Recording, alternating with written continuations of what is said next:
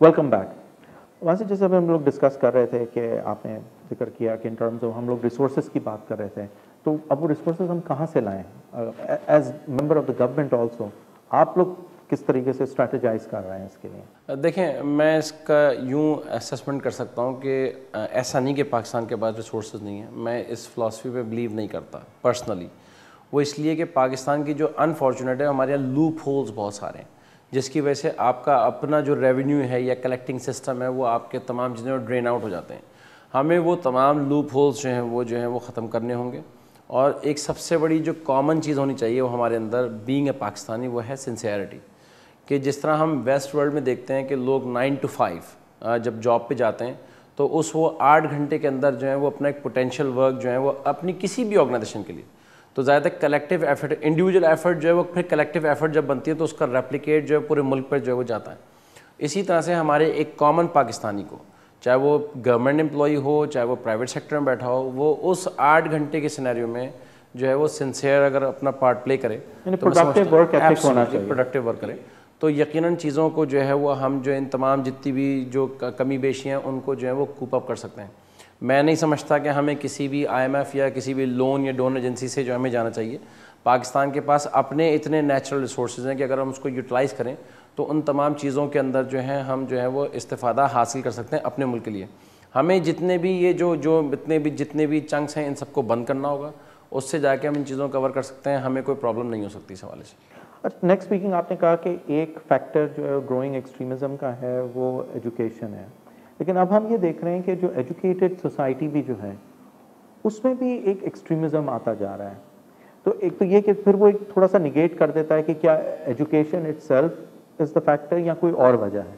अच्छा, एजुकेशन के अलावा आप क्या देखते हैं कि और क्या वजह हो सकती है जिसकी वजह से एक्सट्रीमिज़म इतना बढ़ रहा है पाकिस्तान में? देखिए, हमारे पास मैं समझता हूँ कि आज के इस दौर के अंदर ख़ास तौर पे मीडिया को अपना एक बड़ा अच्छा रोल जो है प्ले करना चाहिए कि हमारे पास इफ़ेक्टिव प्रोग्राम्स हों। बेसिकली हमारे पास दो इस वक्त मोडेस जो हैं मीडिया के ऊपर अप्लाई होते हैं। एक तो है इंफोटेनमेंट और दूसरा जो है फिर आपके पास आता है सामने जितनी भी न्यूज़ चैनल्स हो गए या फिर शाम में जो टॉक शोज़ हैं।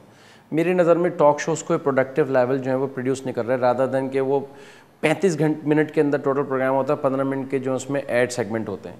उस 35 मिनट में गुज़िश्ता 64 साल की बिगड़ी हुई सूरत हाल को आप 35 मिनट के प्रोग्राम में सम अप नहीं कर सकते।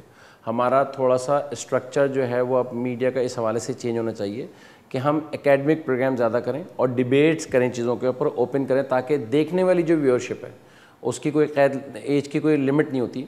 वो स्टूडेंट भी देख रहा है और एक मैच्योर आदमी भी देख रहा है, तो उसको आप ब्रीड करना शुरू करेंगे तो चीज़ों के अंदर ऑटोमेटिकली जो है फ़र्क आएगा। दूसरा ये कि हमारे पास जो अब ये मोबाइल सर्विसेज आ गई हैं, इसके अंदर जो है कम अच्छा पार्ट जो है प्ले करें कि इफ़ेक्टिव वे के अंदर ये जो पैकेजेस आ गए हैं, मैं समझता हूँ कि इससे मैं समझता हूँ कि आज जो जनरेशन यंग जनरेशन है उसको जो है उससे नुकसान पहुँच रहा है। और उसमें जो है वो फिल्दी किस्म के टेक्स्ट मैसेज भी होते हैं और उसमें कुछ जो है वो मजहबी SMS भी जो होते हैं। जो चीज़ मैं अपने बचपन में देखते आ रहा था कि किसी भी एक मजहबी कोई अगर फ़ोटो कॉपी भी होती थी तो उसको बांट के कहते थे कि जी 100 को बांटेंगे तो अल्लाह ताला जो है वो आपको जो है वो दर्जात देगा। नो, अल्लाह ताला is not bound for this. इस कायनात को अल्लाह ताला ने जो है वो कायम व दायम किया है, तो हमें इन चीज़ों की मैं समझता हूँ ज़रूरत नहीं है। हमें प्रैक्टिकल एफर्ट्स की ज़्यादा जो है वो ज़रूरत है। और इसमें माँ बाप को मैं समझता हूँ थर्ड फैक्टर जो है, माँ बाप को उसमें अपना पार्ट जो है बड़ा प्ले करना चाहिए। लेकिन अगर माँ बाप खुद उस फिलॉसफी से इम्प्रेस्ड हों तो वो फिर फिल्टर डाउन, वो ट्रिकल डाउन होती है बच्चों में। तो बिल्कुल ये क्या वजह क्या है कि ओवरऑल पाकिस्तानी सोसाइटी हमेशा इन सम फॉर्म एक्सट्रीमिस्ट थी। अगर पहले वो सेक्टेरियन फॉर्म में थी, लेकिन अब वो एक होलिस्टिक अप्रोच आ गई है एक्सट्रीमिज्म के ऊपर।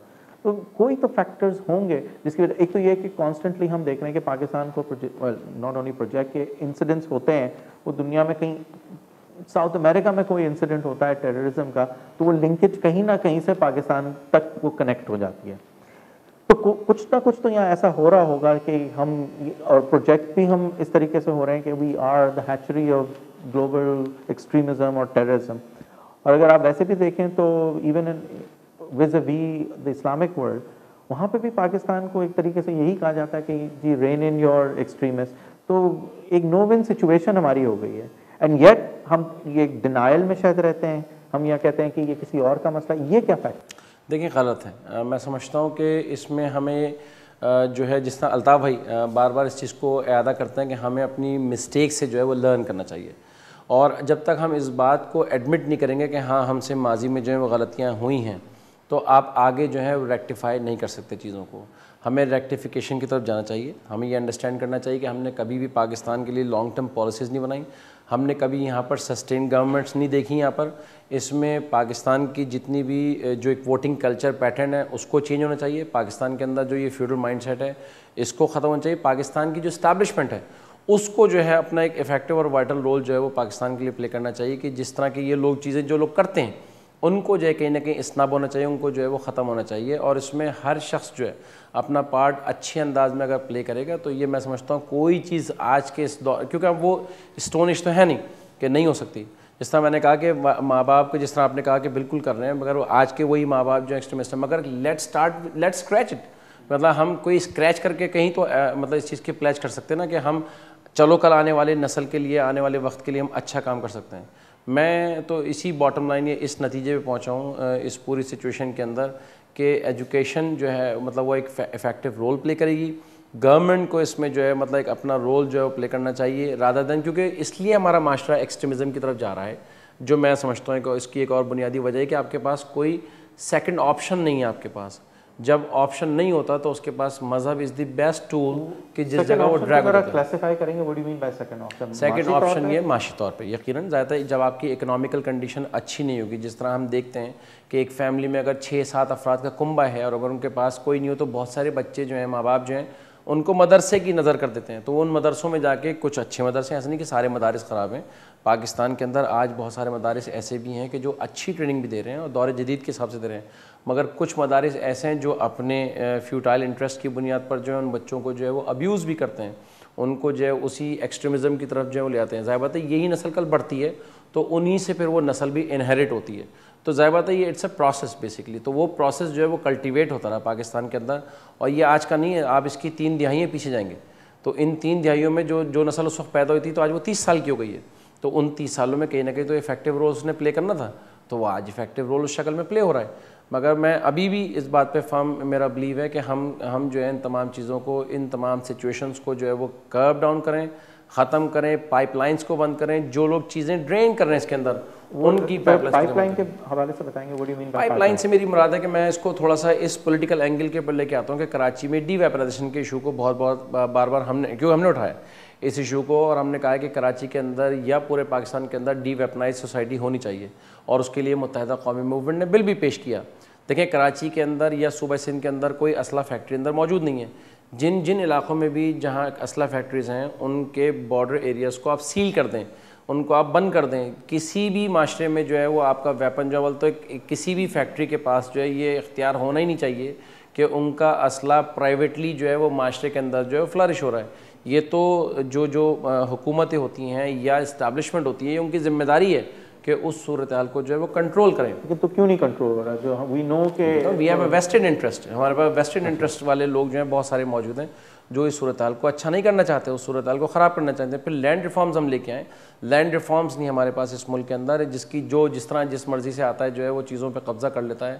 جس کی بنی بنائی بیچاری پراپرٹی ہوتی ہے اس پر لوگ آ کے قبضہ کر لیتے ہیں. یہ پورے پاکستان کا انفارچونیٹلی ہم زیادہ دیکھتے ہیں اپنے اس شہر کے اندر، کراچی کے اندر، کہ کراچی میں لینڈ گریبنگ جو ہے وہ فینامنل بیسس کے اوپر ہے. تو اس میں چیزوں کے اندر جب تک ہم یہ چیزیں نہیں لے کے آئیں گے تو میں سمجھتا ہوں کہ ان چیزوں میں تبدیلی پھر رونما نہیں ہوگی. تو یہاں میں ایک بریک لے لیتے ہیں اور آگے ناظرین ہم ڈسکس کریں گے کہ MQM کیا وہ آگے کے دنوں میں کیا دیکھ رہا ہے، کیا پاکستان کے حالات بہتر ہوں گے. یہ ہم بریک کے بعد واسی سے بات کریں گے.